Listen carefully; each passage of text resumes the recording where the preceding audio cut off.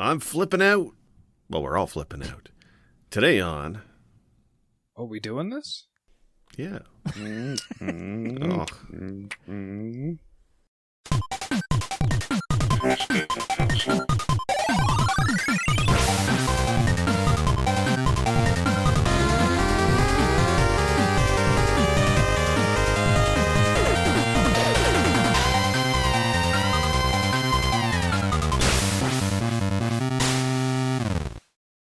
Is it like a mute pulse button when he makes the mouth noises? I'm slamming it right now. It's called speaking, okay? Fuck you. Mouth noises equals talking. Welcome to Press B to Cancel. This episode, we're going to talk about some Ninja Gaiden on the Nintendo Entertainment System. But not alone, of course. I'm joined by my three good friends. Pulsh, how you doing today? I am splendid. Thank you for taking the bribe and calling me your friend. No problem. GP, I'm also expecting a check. How are you doing today? I'm doing just fine. I thought you said PayPal worked. Well, you know, with the crackdown on OnlyFans, we had to move away from PayPal. And the sack of gold arrived this morning. Wolf, how you doing? I cannot comment currently. I, too, have tax issues. It's DLC. Deals. Microtransactions. To unlock the rest of Werewolf, $4.99. Exactly. Per minute. I'm going to tell that to my wife next time. I don't think that'll go over well. Wait, you're married? Fuck this, I'm out. What if I made that joke with my wife? Yeah, sure, we have 2 kids. To unlock the third. Actually, you know, I used to say stuff like that to my wife when we were dating. She would ask me to do something, and I'm like, "Oh, you're thinking of the fiance package." And then, of course, when we got engaged, I'm like, "Actually, that's husband level membership, so it's going to take some time." And now we're married, and I have to do fucking everything. No more excuses. Nope. Yeah. If you have a third kid, Jake, you can have the middle, like whatever first name, fine, but afterwards the middle names have to be Edna, Alice. Look, man, if I have a third kid, I won't be flipping out Ninja Gaiden as a ninja. I'll be flipping off the train tracks. Finally, someone said it like I did growing up. I always called it Ninja Gaiden. Yes. Apparently, it's Ninja Gaiden. Is it not? Is it Gaiden or Gaiden? It's Gaiden. It's Gaiden, but we said Gaiden too. Yeah. Like, to the point that when I saw the movie The Wizard and they said Ninja Gaiden, I'm like, why would they get it wrong? Yeah, Fred Savage. What's the deal? All right. So we're talking this week about Ninja, Gaiden, whatever you want to call it. I don't judge. Side It's not story. a game genie. Side story. Or tail. It also means tail. It's side tail, apparently, though. Like, it means something. I don't. Okay, Ninja Side-Tail is a whole other brand of anime I don't think we should be listening to. Let's just classify the Master System one as the side story. Okay. Or the TG-16 one. I don't know if you guys checked that video out. Make you sick. I did not. Anyway, we're getting off topic. We're getting off topic in the first 5 minutes. We're not even on topic yet. Yeah, we hadn't been on topic to begin with. I think we're safe. That's true. A year of never being on topic. We're bringing that B game. That's what we're doing. 2 derailments before we're even on the track. I don't have to flip out the tracks. I just flip off that train. It'll do the rest for me. All right. Ninja Gaiden on the Nintendo. So this actually started out as an arcade game back in 1988. But there's not much similarity between the two titles. Outside of there being obviously ninja, and you're in a modern day or present day time. The original arcade game was actually more of a beat 'em up. I believe the director took a lot of inspiration, or ripped off, your preference, of Double Dragon, which was incredibly popular at the time. And Tecmo, who created the arcade, they had done other arcade games and brought them to the NES successfully. We all know about Rygar, how different that was from the arcade to the NES. So Tecmo kind of knew the arcades were a different space than home consoles. So they did want to release Ninja Gaiden on Nintendo, but they had to change it. So they had a totally different director. At least I have that right. Where's his name? Hideo Yoshiwazawa. I butchered that, as I usually do. He served as director. And rather than take the beat 'em up Double Dragon style of the arcade game, he decided to kind of go more of the platforming route, taking some inspiration from Mario. Made some few changes to the games. And it's the game that we know today is, for the, 3 people who have not played Ninja Gaiden, it's you're a ninja, modern day, rippling muscles, got a sword, and you can flip him back and forth between buildings and killing enemies and generally getting knocked into pits by birds, which are assholes. But it's I find incredibly fun platforming game, although notoriously difficult. So this came out in 1989 in North America. Also later on in Europe I want to say it was 91. It was delayed. And much as like Ninja Turtles couldn't be called Ninja Turtles in the EU, it was called, Hero Turtles. Over in Europe, when Ninja Gaiden came out, it was called Shadow Warrior, I believe is what it was called. Yeah. So kind of they changed things around a bit. Ninja was like, might as well have been a racial slur at the time for some reason. It's always odd to me because there's other ninja games too, and I don't know if they all got name changes over there. Like something like, what about Shinobi? I wonder if that even got a name change in Europe. No, because they didn't have like Ninja Shinobi in the titles. Shinobi was just a thing. You can imply ninja, but you couldn't actually call yourself one. Yeah, you just couldn't say the word. It's like pizza. What letter does that word start with? Nope. Nope. Not approaching that one. Nope. Just cutting this out. Yep. S. Shinobi. Yeah, and what's to start with? S. Shadow Warriors, you asshole. Saved. All right. So Ninja Gaiden on the NES in '89, critically acclaimed. One of Nintendo's best-selling games. I mean, it was, from what I was reading up on the game, it was advertised a bit in Nintendo Power Magazine and through various places, but it sold really well regardless of the advertising. But a lot of fans snapped it up. But I kind of want to know from your guys' perspective, did you guys play it? Did you beat it? How far did you get? What's your experiences with Ninja Gaiden before I talk about me? Paul, you want to go first? Oh, man. Like you said, it didn't have a lot of advertising or anything, but this is in the middle of the 80s, late 80s at that. This is Ninja Prime. This is exactly the kind of stuff that people wanted in the 80s, so I think it just sold itself. I played it. Like being a ninja, the game is fucking hard. So, Yep. It's one of those games that, I'd never beat. I probably got up to the last level and that was it, but even then it was just... the journey itself was... It was kind of like Punch-Out. I never beat Punch-Out, but when I got to the last boss or last level or whatever like that, that was the satisfaction. That was enough satisfaction because the game was so hard. But I kept on going back mainly because of the music. The music was so good. Still is. Oh yeah, the music was fantastic for the game. And it's interesting because there's a game that Wolf and I were talking about in an earlier episode, The Messenger. And it drew a lot of influences from various games, but definitely as a ninja and messenger, a lot of the gameplay felt like Ninja Gaiden. And it's interesting in that the composer, or one of the composers for the NES game, actually did a few bonus tracks for The Messenger. Yeah, that's actually Keiji Yamagishi. I don't know if I had said right or not, but yeah, he used to go by Moriyama-san because they always had those code names back in the 80s. And oh yeah, the aliases. Yeah, so he was there. I actually watched a video where Keiji and Hideo, the director, the story writer guy that you mentioned earlier, they were both playing The Messenger for the first time and checking it out. So it was before Keiji actually made the bonus tracks for The Messenger, and they were both just like, oh, this is nice. Like they were both into it. It's really cool. Actually, I have to watch that because to see them play The Messenger would be quite a trip because I love The Messenger. And like honestly, to be fair, I think it controls better than Ninja Gaiden. But I still like Ninja Gaiden too. You don't think so? Hands down. Hands down. Yeah.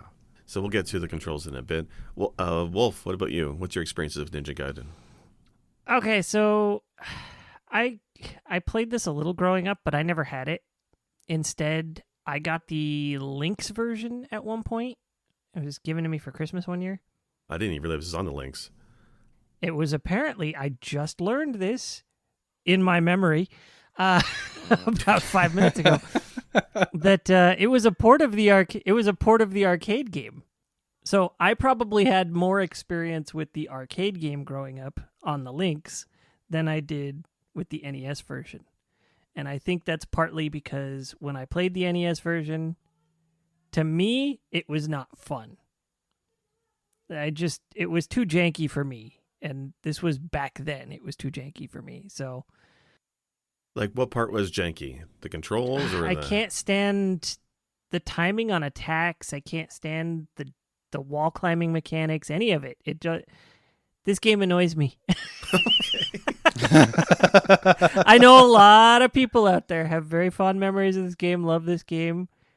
I will be a dissenting opinion on this one. I hate this game. You know what? No, I'm gonna say right now, I can't go back to it. I have no interest in playing this damn game again. I'll watch people play it, but the music, no, it's just too salt-inducing for me. And like, I don't get salty at games anymore, but this one still would make me just, I can't say rage, but I would not be a pleasant partner. I would say the music in this game is probably the most solid part to me. And everything else makes me wonder why it sold so many copies, why it got sequels, why it has the staying power it does.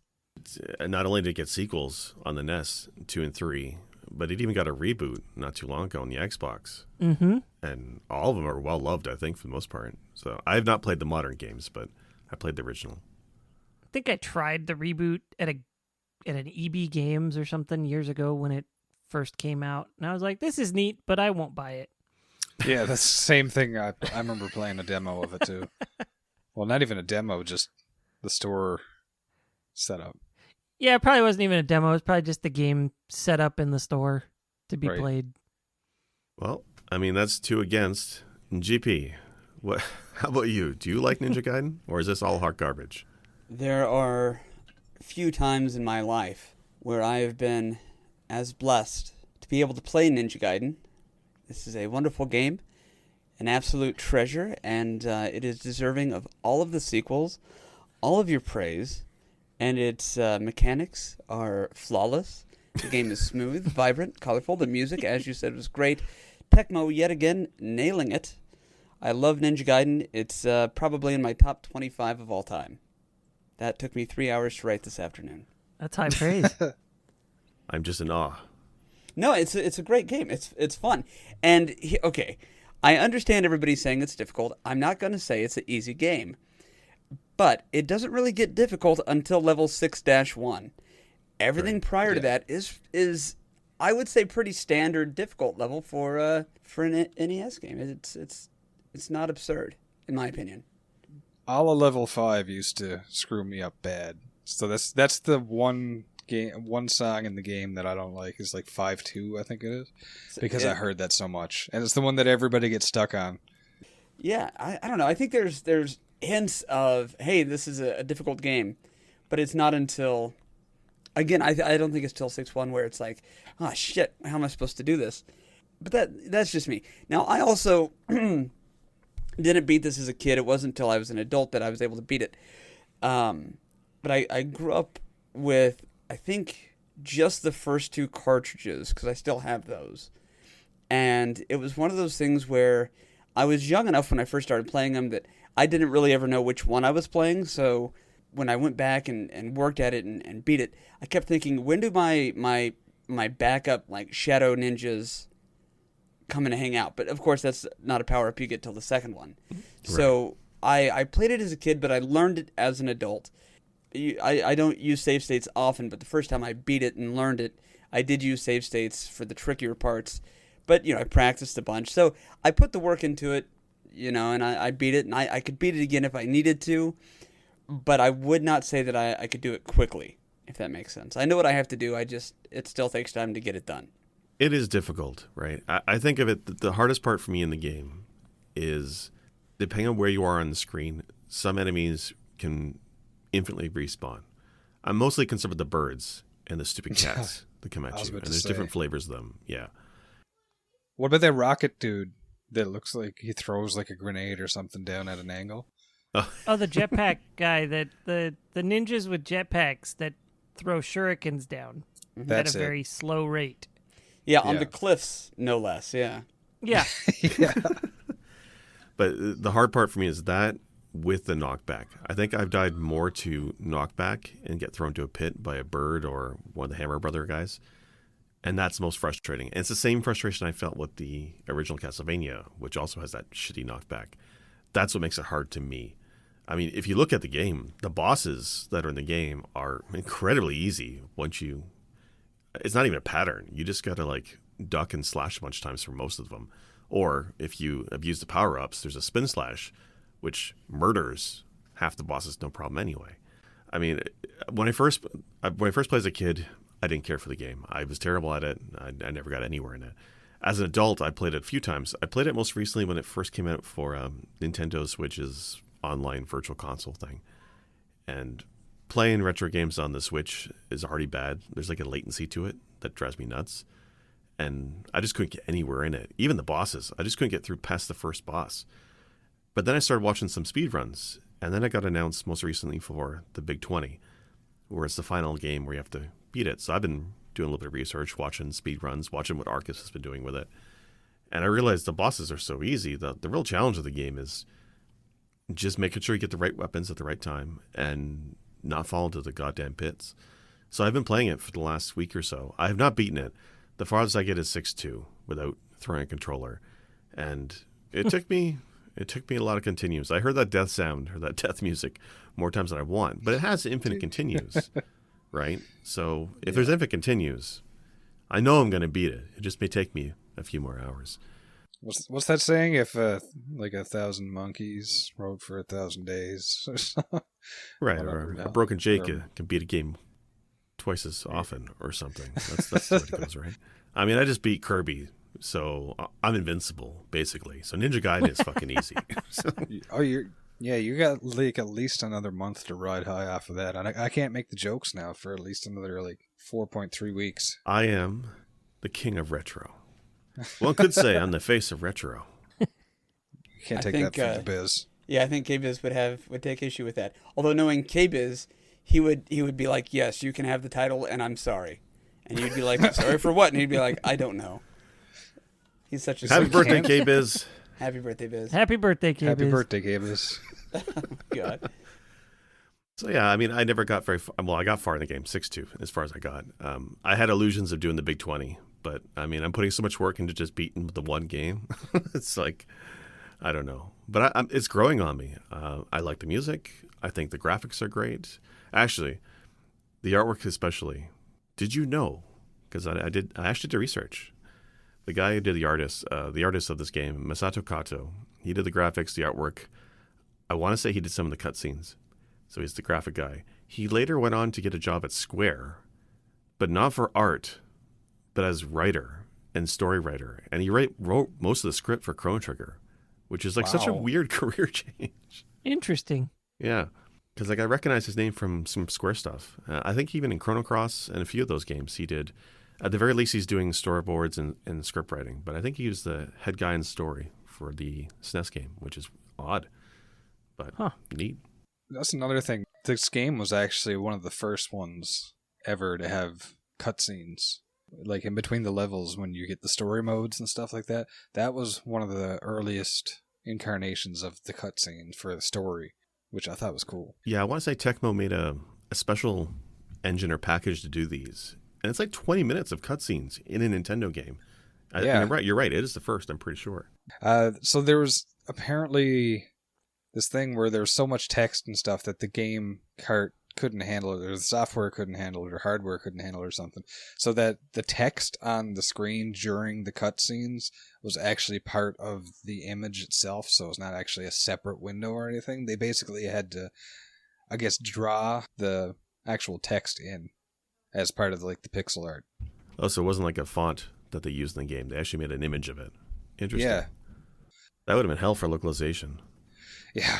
Well, that's another thing I actually read about was that There were a few typos. yeah.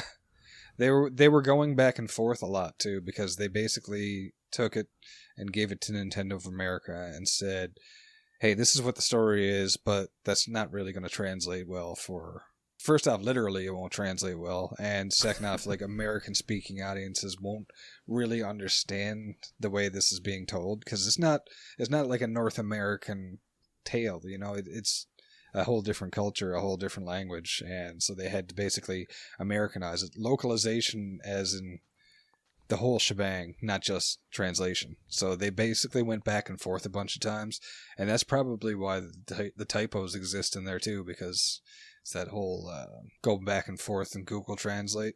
It's kind of like... Well, the story in this one is kind of interesting as well. Does anybody know enough of it to give a 2-minute rundown? I know it. Because I kind of overdosed on it, but anybody else want to cover it? No. All on you. Because I kind of skipped the cutscenes. I read them and I still don't know what was happening. So, long story short, you start off and there's 2 ninjas fighting. One of them dies. Turns out to be your father. It's kind of like a flashback. And you get a statue from a woman or from a guy or somebody. And next thing you know, you wake up and you're in a jail kind of cell. They let you out and you have to go find the other statue. Basically prevent the end of the world from a demon being released by, I guess, an evil sorcerer kind of deal. Well, it's neat because we know from talking about localization before, Nintendo was very picky when it came to religious references and whatnot. Right. But they didn't really censor Ninja Gaiden as far as I know. And yet the main bad guy is a freaking demon that gets summoned with these 2 statues. And it's like the epitome of a demon too, that you think in like 80s stuff. It looks like it. You're like, that's some kind of weird hellspawn. Like it's straight out of a combination of Contra and Castlevania. Like really, I'm surprised the cross or crucifix is not in this game. Yeah, even the final boss and the statues are like, they just scream H.R. Geiger to me. Yeah. Yes, thank you. Very, very gothic tones for a lot of the buildings and stuff too. The mountains in the background during the cutscenes, like there are, a lot of really, really cool imagery. I found it, looking back at it especially, I was really scared of this game in some way, like not losing sleep at night, but there was this kind of feeling of dread when I'm coming up on a boss, because it's like, I finally made it. I finally did this, and now it's all going to happen, and I'm going to die because the bosses were like, okay. I was just terrified because if the levels were this bad, the boss has got to be brutal. When we got there, if I made it, they had these smaller sections, so like 6-1, 6-2, 6-3. Every time I made one of those, it was just like this big conquer. It's like conquest. Boom, got it. Thank you. Mic drop. The dividing of the stages, I think, was the only reason why I stuck with this game for the last few weeks. Because you're right. When you get to another section of the level, they're not very long when you look at them. But when you get to it, it's an accomplishment, and I feel like, okay, I made it through this section. I can get through this. If it continues, if I die, I continue at this section. I don't have to start all the way back at the start of, 6-1 or 5-1. And that was a smart move to keep players engrossed, I think. What I was going to mention, too, about is the sprites for these characters, like the bosses especially, they all were really ominous. They were just terrifying to me. I remember being paralyzed when I saw my brother playing, and you get up to Jackie-O. It's one of the last bosses, and he's just this. I thought it was a dude, but he's kind of like this evil sorcerer that floats over your head. And the graphics is low enough fidelity you can't make stuff out, but at the same time, it kind of made me picture it in my mind, like if I saw this dude in real life, how terrifying it would have been. Just like paralyzed with fear. Well, it's neat. If you look at the TG16, look at me using these short forms. TurboGrafx 16 had a port of Ninja Gaiden, and it's just like the NES one in terms of level design, I believe. But the graphics are kind of more colors, more detailed. It looks terrible, though, right? It's like a hint too much cartooniness to all the sprites. Because you're right, the Nintendo one with the limited color palette and whatnot, it's just vague enough that it comes across almost gritty realistic, I guess, to when I look at it. But playing the TurboGrafx 16 version for a bit, it just looks off. I don't like it at all. Plus, it has really terrible scrolling backgrounds, like enough that it made me queasy, which it's been a while since I played a game like that. I can see that, yeah. That parallax kind of thing. Yeah, I'm surprised two of you don't like it. I understand why. It's definitely the definition of NES hard. This is a difficult game. But for once, it's one I feel like I can actually beat. Unlike some of the later in the series, I'm not even going to touch Ninja Gaiden 3, because apparently that one doesn't have infinite continues, which is astounding to me. Like what the hell? I like one thing I really liked about it, though, looking back on it, especially watching people play it, because that's what I do more than playing games lately.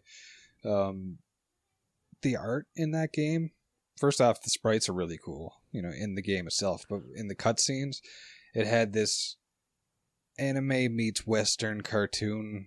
Like, it was this perfect fusion of both to me, and I just thought it was so cool.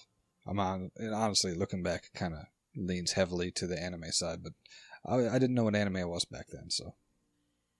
Yeah, that is true. That opening scene, especially with the two ninjas in a field, and then the music builds up, and then they leap in the sky, and they slash their swords, and then classic Japanese movie or anime style, one of them keels over. I thought was really great. That's probably the thing I remember the most from when I was a kid, is my friend had this game, and I saw that opening scene, and it always got me. And then I actually played the game, and I couldn't get past, the first boxing guy throws a punch at you, because like this game gets trolling. They're either super easy or boom, boom, boom, boom. You just keep getting hit over and over and over again. Yeah, it took me a while to learn how to deal with the birds, right? When the bird comes flying on the screen, like, oh, you jump over, you duck. Oh, it's fine, it's gone. But no. If you don't move far enough, it loops back around, and it keeps going after you. And if you're near a pit and it spawns on screen, it will knock you in that pit if you're not careful. Yeah. Well, that's why they put them there. Yeah. Like, it's a red herring, the pit. It's just the pits. I'm pretty sure, actually, that Ninja Gaiden was the source of my very first F-bomb when I was a kid. Was that intentional? Say what? Was that intentional, though? Oh, yeah, of course. But, because I was saving it. I was saving myself for the thing is, because I played them both, not really distinguishing, I don't know which one it was that made it happen. But, yeah, pretty sure I got in trouble for muttering that under my breath, and then someone dimed me out to my parents. Nice. The best part is that I thought you were about to say you were saving yourself from Ninja Gaiden. Yeah, I got fucked pretty hard. but also, I want to say this, kind of talking about like the doom and gloom feel of some of it, like that dread that Paulsch was talking about. I would liken that almost to some of the later fights in Punch-Out, because it was that same feeling of like, oh my god, this is horrible. But the sound effects, not just the music, but like the sound effects for Ninja Gaiden, especially during the boss fights, it almost sounds like a ripping through material whenever you slice the boss fights. I don't know if you guys ever heard this, but go back when you play it, slice the bad guys, and they don't explode like the guys on the stage screen, but it's almost like this weird noise. I don't really know how to explain it, but there's something about that that's even just like, that's not the noise that should make, and it makes it seem even creepier. Yeah. I don't really know how to explain it, but it's a thing for me, and I remember that. This sound is such a big thing with this game, but yeah, you hit all the guys in the stage and they make like a little firecracker explosion pop, and then you go to the big guy and you're like, womp, womp, womp, womp. Ah, shit, I got to hit him all these 20 Pez or whatever his life is, and then of course there's a big explosion, and all the points go nuts after you kill him. But the first several hits, there's that kind of feeling of, this is just going to suck. I never found the bad guys at the end to be as easy as you guys apparently did, by the way. Oh, really? For the bosses? Okay. Well, but I also didn't realize that you were supposed to use the spin slash. Yeah. I basically would take whatever secondary weapon I could just to get to the boss. So I was like, if I get to the boss, I'm just feeling blessed. I'm like, oh yeah, the gaming gods are smiling upon me today. So when you're a kid, though, like if you're playing Mario, you're welcome. You go out of your way to collect every fucking coin, even though you don't need, coins aren't going to help you get to the end of the stage, but you go back because you're a kid. It's there. You need to get it. So that's how I was with the weapons. If there's a little thing to cut, to slash, to get the weapon, I'm going to do that. And so it was always kind of a crapshoot for me as to which weapon was there. I never really paid attention. Well, actually, so speaking on that, the first stage, you're in like a city streets, and it's the lamps or lanterns that drop the weapons. What asshole from Public Works Department put deadly ninja weapons inside the lanterns. They'll never check here. But like in later levels, it's like fairies or spiders or something like that, or mosquitoes that you slash for the items. It makes no sense. I get it; it's a video game, but it's such a bizarre dragonflies. thing. Is it dragonflies? Okay. There is one. Well, everything you listed was there too, but the dragonflies stood out because I was like, "What the hell is that?" And I thought it was an enemy, and then it dropped something. I was like, "Oh, thank God!" But at least that made more sense because it was animated, and so you had the feeling of, oh, maybe I should slash at that. And how the hell is this dragonfly carrying, shurikens? But then again, they put chicken inside of Castlevania's walls. So probably the descendants of whoever thought to put food, whoever put lunch meat in the walls, later went on to put ninja scrolls inside of street lamps. Look, man, if you have the skill to build a box around somebody's like freshly cooked rotisserie chicken, and then someone finds it, God knows how many years later, and it's still edible to the point where it actually heals you, I'd be fucking proud to do that. I would be like, this is what I will be famous for. Right. You can eat it now and be full, or you wait a millennia and it will heal you. That's some ancient world alchemy right there. It's the hero we don't know how to make gold, but you should see what we can do with a rotisserie. Yeah, preserved jerky. You have no idea. Well, it's funny. I mean, game logic goes, this game is not the worst offender for sure. But there's some things they were doing with the lore, I guess you can call it that, with Ninja Gaiden. It takes place in present day, and they tried leaning into that a bit. They originally wanted to... So he's a ninja, obviously, has a sword. But they took the sleeves off his outfit to make him a little more buff. And supposedly the idea was that he was wearing like a high-tech vest. And they designed his hat or his hood to be out a little bit, because the idea was that he had a visor underneath it that's supposed to give him like computer readouts of data and stuff. Yeah, they tried to do that, but they couldn't fit it into the game. So yeah, so I don't know if that was in the reboot. I'm actually going to check that out, if that's an idea they brought back. I haven't played it. Like I said, me and Werewolf had the same kind of experience, but I'm pretty sure they might have done something with that. At least they made it look like it, because his helmet, he has more of a helmet than a hood in the remake or reboot or whatever. It looks a little more sturdy than a hood would. Yeah, like it looks like almost that there's some kind of weird, like infrared goggles. Like you wouldn't be surprised if there was some kind of weird tech behind that if he slid it down over his face. Yeah, maybe a bit like Batman's cowl or something. Yeah. Well, to me, and I'll post a picture of it here, but to me it looks like a dragoon sort of helmet. Yeah, I can see that. In Discord, I just see Austin Powers, and that's not the same. Yeah, it was a little like... Yeah, that wig is only a +2 defense. Oh, I see what you're saying here. Oh, yeah, so the reboot definitely has a more of a helmet style thing. Yeah. And that's definitely a tactical vest.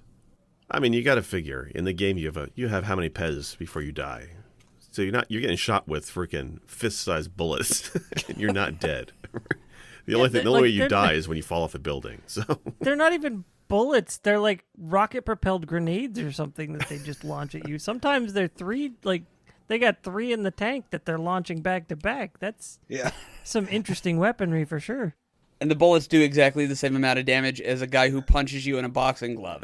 I was about to say, okay. you get hit by a rocket propelled grenade, and it goes, ooh, and if you get hit by a bird, ooh. I don't know. I've seen some planes that have gotten fucked up from some birds. True, so they can do some damage. But what kind of RPG is that rocket propelled grenade considered? That's not an ARPG, is it? Air rockets, air rocket propelled. Shoot that through your shadow gate.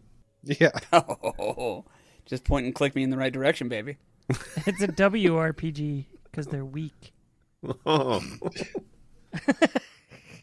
Oh man. Well, I mean, just to I guess wrap it up a bit. Ninja Gaiden is a franchise. I don't want to touch on the games because I don't think any of us have played them really. But there's other media that came from this, and I find kind of funny. So back in I want to say it was 90s, Nintendo tried branching out a bit more with their game properties, right? So franchises like Blaster Master, I want to say Castlevania as well as Zelda and Ninja Gaiden got novelizations. They called it the Worlds of Power series of books. Yeah, so there was Wizards and Warriors, Bionic Commando, Ninja Gaiden, Blaster Master, Castlevania. I don't know if there were any others. So it was like, I want to say it was through Scholastic. Yeah, which is hilarious because they had to censor the cover of the Ninja Gaiden one because the cover of the game has I'm gonna say this wrong. Ryu Hayabusa's fist outstretched with a weapon in his hand. Like I think it's a knife in his hand, and they airbrushed that out of the cover of the book. So he's just like giving a fist bump to the 6-year-old who's buying at the book fair at his local school. Okay, so I just found, I see 10 of them. So there was also Metal Gear. I'd be interested in that one just to see if it fits in with the rest of the lore of that series. There's a Before Shadowgate. Oh, really? Whoa. That'd be Yeah. interesting. Infiltrator. I don't know that game. Interestingly enough, there's a Bases Loaded 2 second season book. And a Mega Man 2 book. What deep lore is in Bases Loaded 2 that they couldn't start with the first game to tell a story? And Mega Man 2. Actually, I want to read that one, actually. Yeah, like I want to read Mega Man 2 and I want to read Metal Gear. That's where I'm at.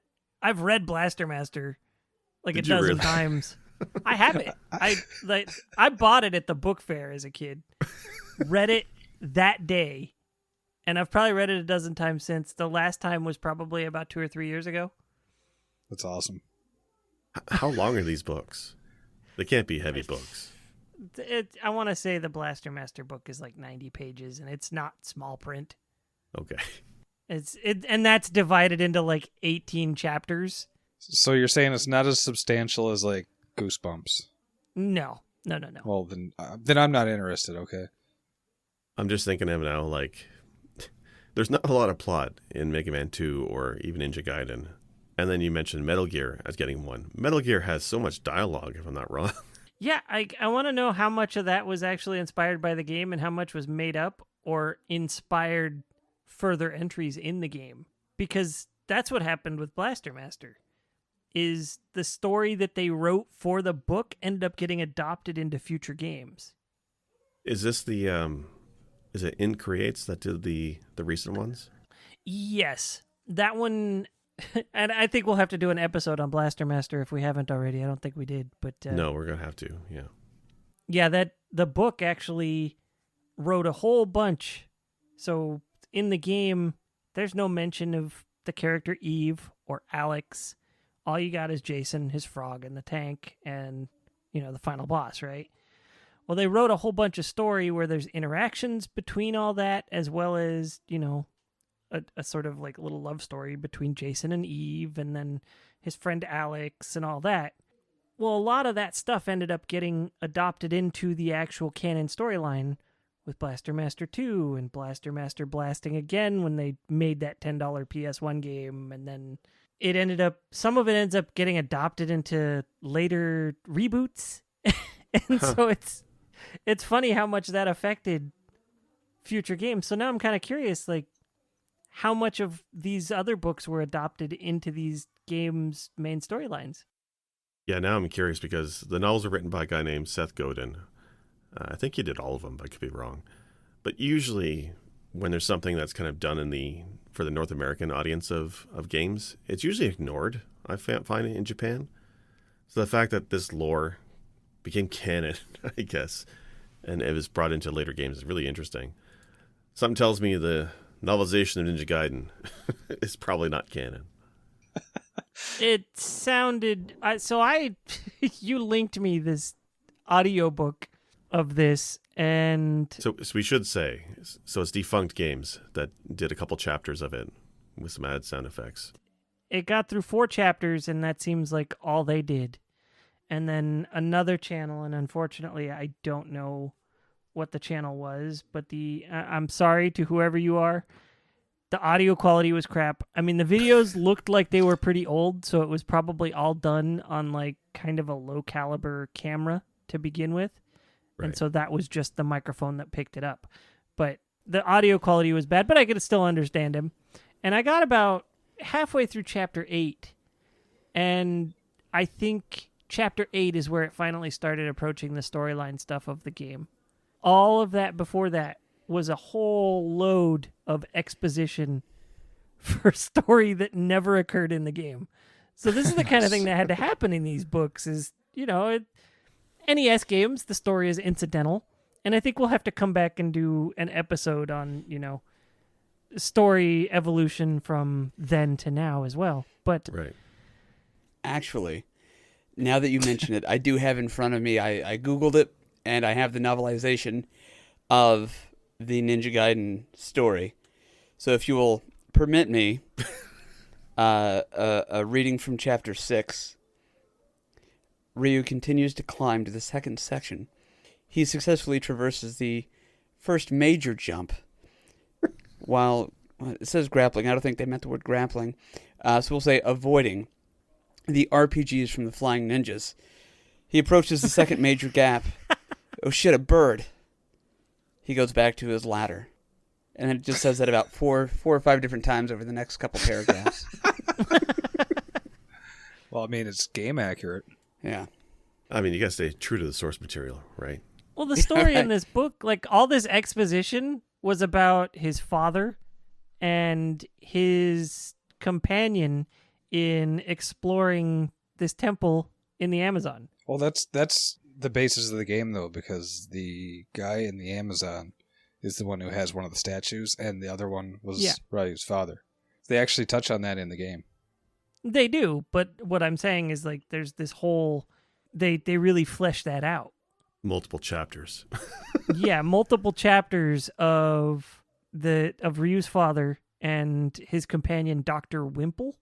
I don't remember a Dr. Wimple in the game, so I'm not sure who that if that character really remains all that pertinent to the story, but he shit goes down in this book where So many letters. I'm pretty sure Ryu's dad's name is Ken, right? No. No, it can't be. They wouldn't do I that. think that's what they named him in the book. Ryu I and think. Ken. Yeah.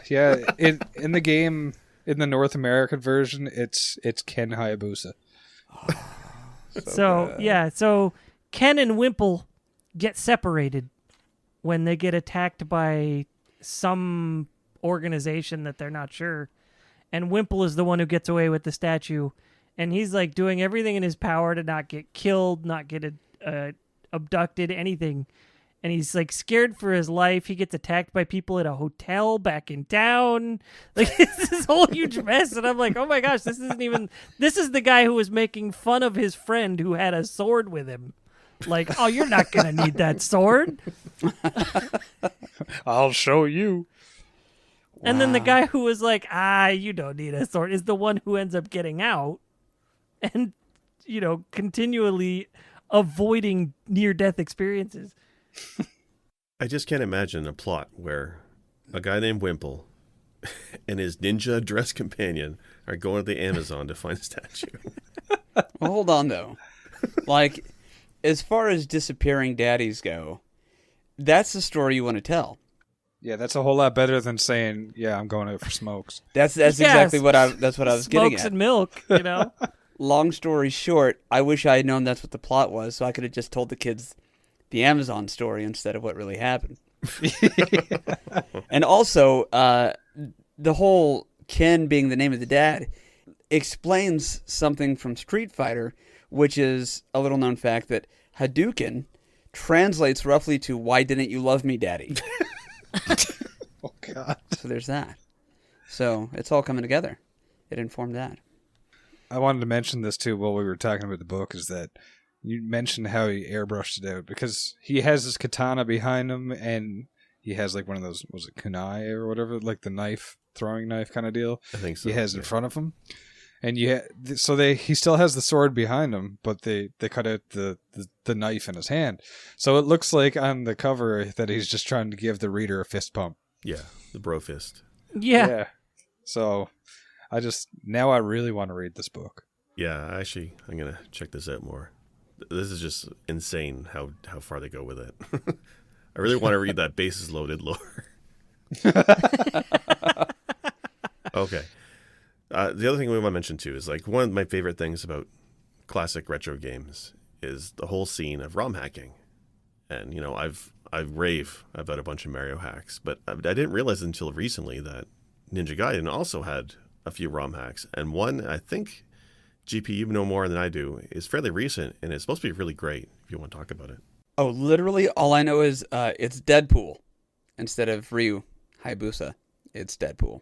And I think he's not looking for Ken. He might be looking for Francis. I don't know. I haven't played it. But yeah, it's a ROM hack of Ninja Gaiden. So I don't know if the stage layouts are identical. They look very similar from what I've seen of the screenshots. But yeah, you can play as Deadpool. And you go around, you still collect, different weapons and stuff. But if you don't get hit every 10 seconds, your life will replenish, because that speaks to what Deadpool can do. But yeah, somebody translated the sprites and stuff and gave him a different color palette. Now it's a whole Deadpool ROM hack, and I have to play it. Yeah, it's on my list now to go through. It actually got a limited physical release as well. It generated a lot of PR. I don't know if it's officially tied to the movies or what, but I know I saw the Facebook page. That makes it official, right?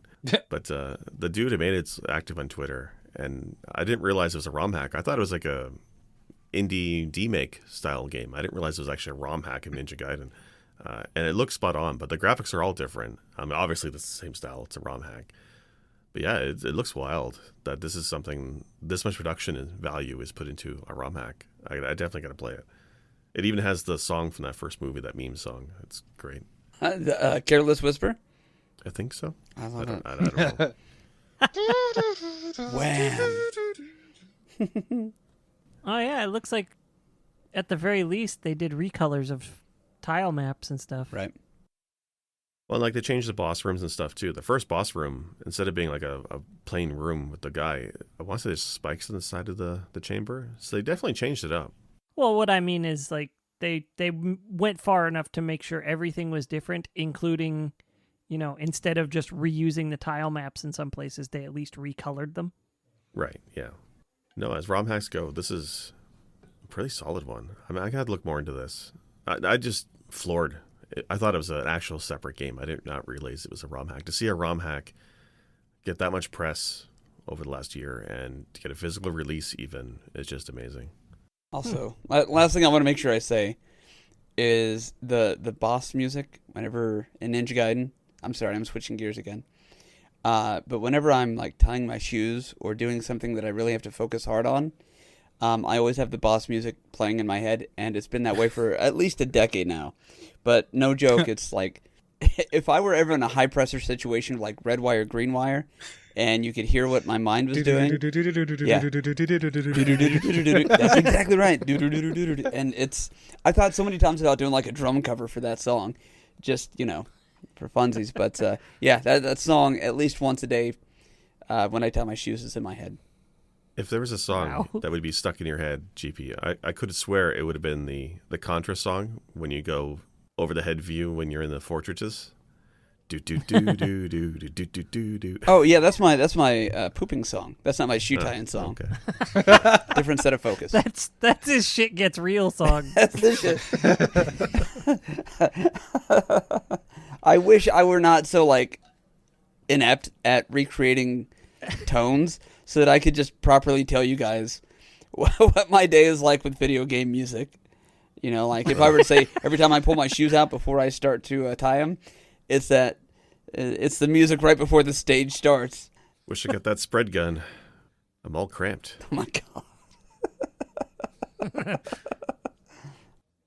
We already had that episode where we were talking about sound, and by the end of it, we're all just trying to be that guy from Police Academy. Right. Michael Winslow. We'll have a Tap B episode of it, just us doing that. Just, what's this one?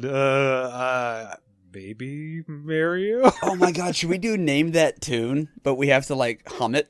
Yes. I'd so lose at that. That's the challenge. You might win. For our Patreon, we'll do that.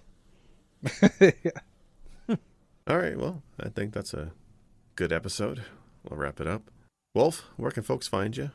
Currently just here in Twitter, where I've been sharing incidents of strange things my child says.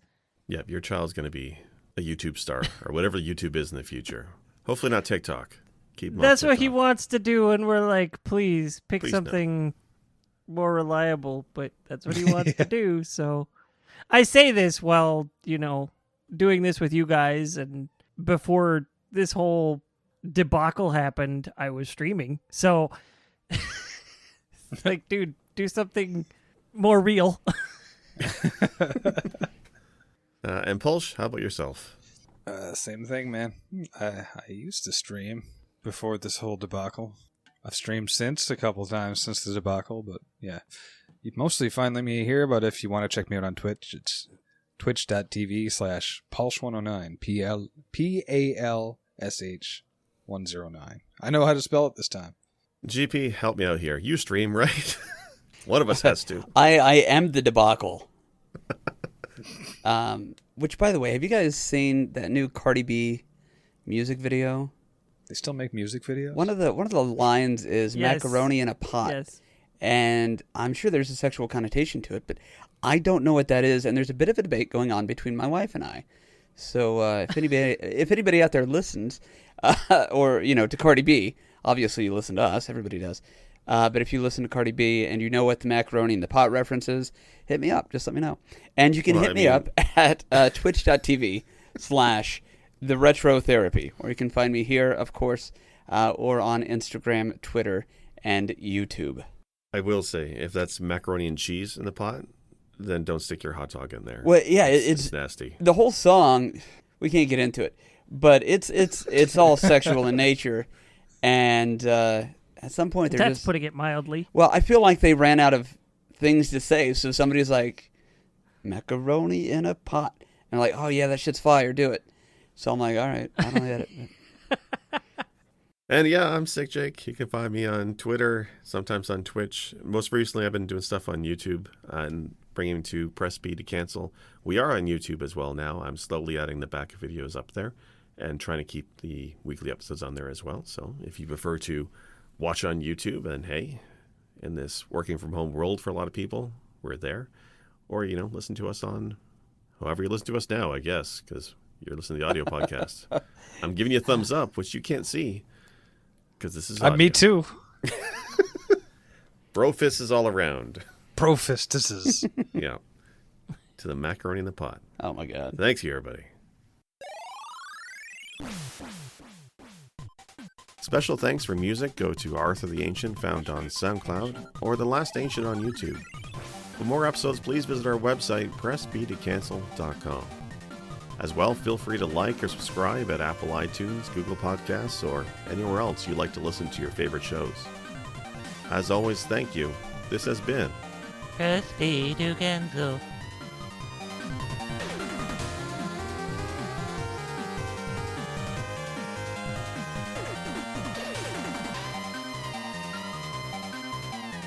Press B to cancel.